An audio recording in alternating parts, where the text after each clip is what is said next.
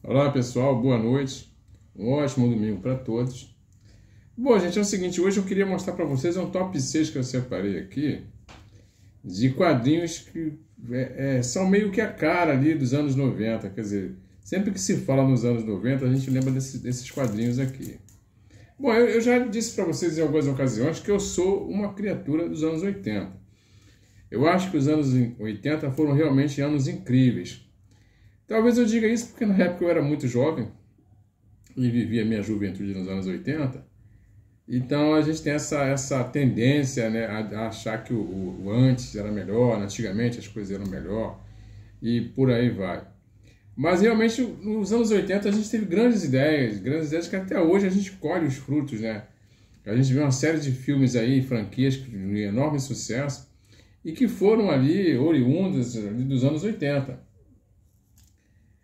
Os anos 90, bom, eu assim, na minha vivência, eu acho que os anos 80 foram bizarros, os anos 90 foram bizarros.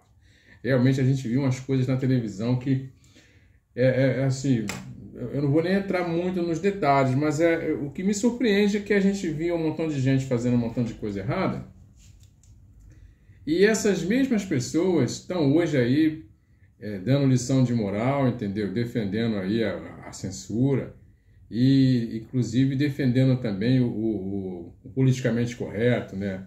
Mas na época, nos anos 90, realmente eles criaram, produziram e exibiram coisas bizarras, principalmente na televisão, no que diz respeito à televisão. Mas sim, mas teve muita coisa boa nos anos 90, tá? Nos anos 80, eu considero o grande responsável pelo boom ali dos quadrinhos,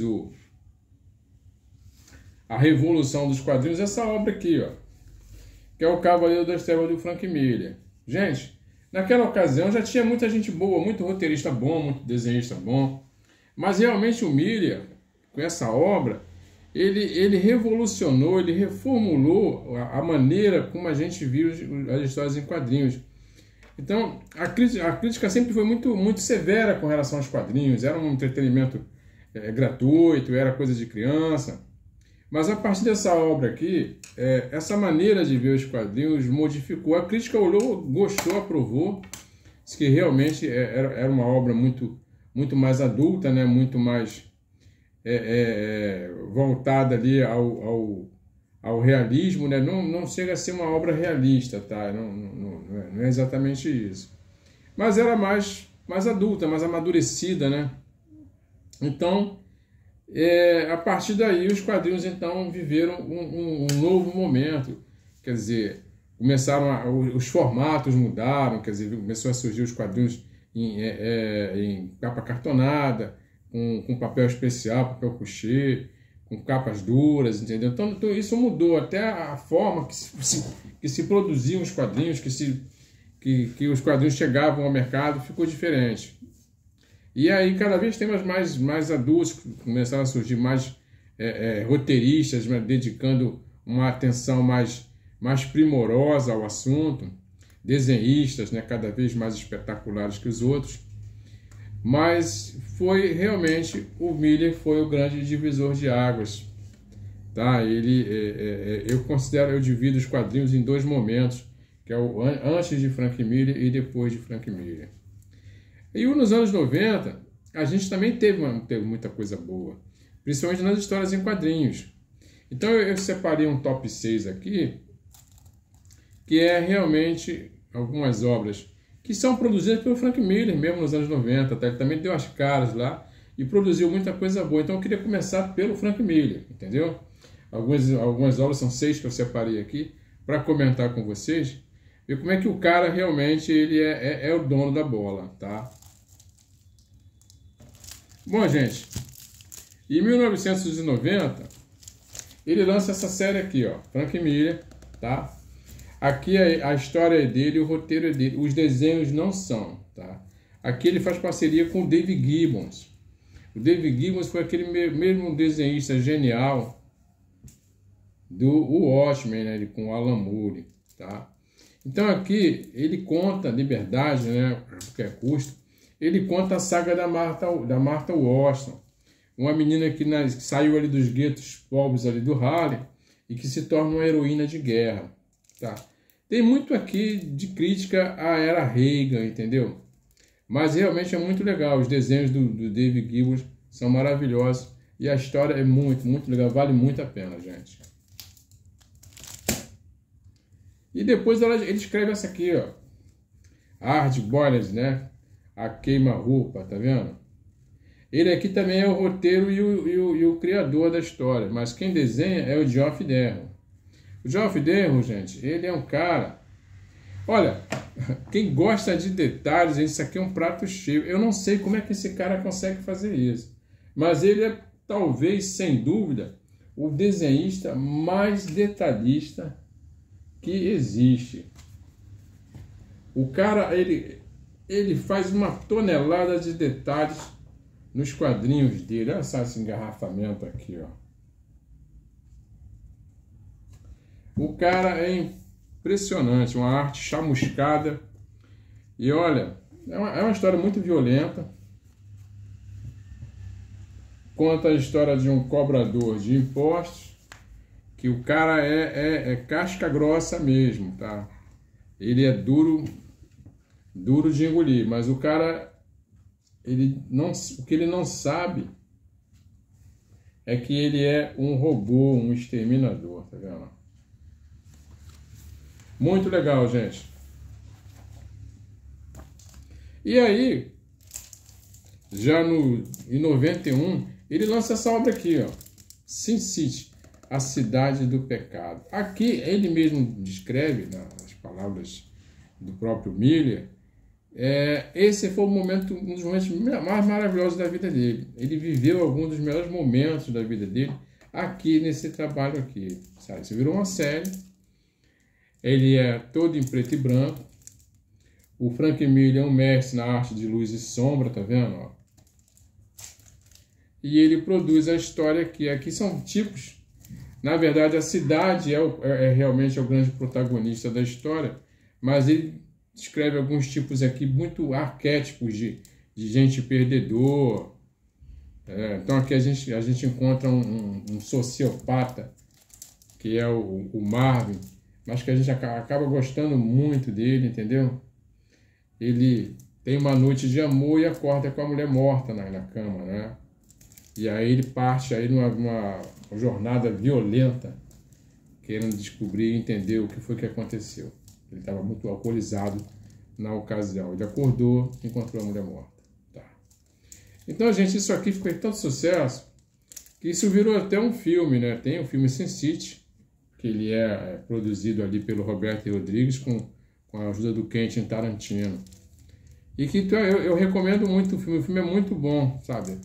A história em quadrinho é sempre melhor, entendeu? Mas o filme é muito fiel, tá? A obra, o preto e branco, essa jogada de luz e sombras aqui, ficou muito show, gente. Ele teve até uma continuação, né? O Sin City 2, a Dama Fatal. Esse é inferior, esse vocês podem deixar de lado, não é necessário não, mas o primeiro eu recomendo. E recomendo também a leitura do Sin City, A Cidade do Pecado. Esse é desenhado por ele, né? Totalmente desenhado por ele, viu, gente? Não tem as cores, não tem nada, mas é tudo dele. E um outro momento legal, também do Frank Miller, é esse aqui. Então ele escreve esse aqui, ó. É o Robocop versus o Exterminador do Futuro, tá vendo? Uma boa ideia, né? Seria interessante isso num filme, né? O Robocop enfrentando o Exterminador. O Miller também aqui é o dono do roteiro da história, mas a arte ficou a cargo do Walter Simonson, que é aquele cara, ele desenhista e roteirista também, que criou uma das mais celebradas fases do poderoso Thor, né? Os anjos caídos, né? Os deuses caídos, tá? Aqui, ó. A arte é muito legal. E a história é muito coesa, sabe? É impressionante como o Miller consegue pegar dois universos, o do Robocop e o do Exterminador do Futuro, e fundir isso, sabe, com uma lógica, com uma coerência, né? Isso bem realmente poderia ter acontecido, né? Aqui ele mostra que mais ou menos o Robocop, a criação do Robocop, foi que desencadeou a criação da Skynet, entendeu? Não é? Muito, muito show, gente. Merecia um encadernado. Como esse encadernado nunca saiu, eu criei uma coletânea de histórias e produzi esse encadernado aqui, tá vendo? Eu coloquei isso tudo num encadernado só, mas está aqui a história completa. Robocop versus o Exterminador do Futuro. Bom, em 98, na verdade 95, né? 95 ele cria isso aqui, ó. Big Guy, tá vendo? E Rust, o menino robô. Gente, isso aqui é muito show. Isso aqui é uma homenagem, sabe? Aos filmes japoneses, entendeu? Ao robô gigante, sabe? Ao Starboy, não é? Então, o Big Guy é um robô gigante, tá? Gente, eu boto nesses saquinhos plásticos aqui porque às vezes é difícil para tirar. Olha só. Olha só a capa. Aqui é frente, né? O verso da capa. Tá vendo? São eles de costas. E o desenhista aqui é o mesmo Geoff Darrow, tá vendo? Com quem ele fez parceria ali no Hard Boiled, na queima-roupa, tá vendo? O roteiro é dele, tá? E, gente, é incrível. Isso aqui é belíssimo, sabe? Olha só a arte, cara. Os detalhes dele. Eu não sei, realmente é muito... Você vendo, assim, no vídeo que eu estou tentando mostrar para vocês, vocês não têm noção do que esse cara consegue fazer. Eu não sei mesmo quanto tempo ele leva para desenhar um gibi desse. Eu não faço a menor ideia. Tá vendo? É muito detalhe, muito detalhe. Esse é o Big Guy. Inclusive isso virou um desenho animado, né? E por último, eu queria mostrar para você esse aqui, gente, ó. Os 300 de Esparta, tá vendo? Aqui é ele escrevendo e desenhando com a ex-esposa, né? Na verdade, a Liv Arlen é que pinta com aquarela, tá vendo? Essa obra aqui, ó. Aqui ele conta sobre aquela resistência dos 300 de Esparta ali, peitando ali, tentando bloquear a invasão dos persas, entendeu? Isso virou um filme, né?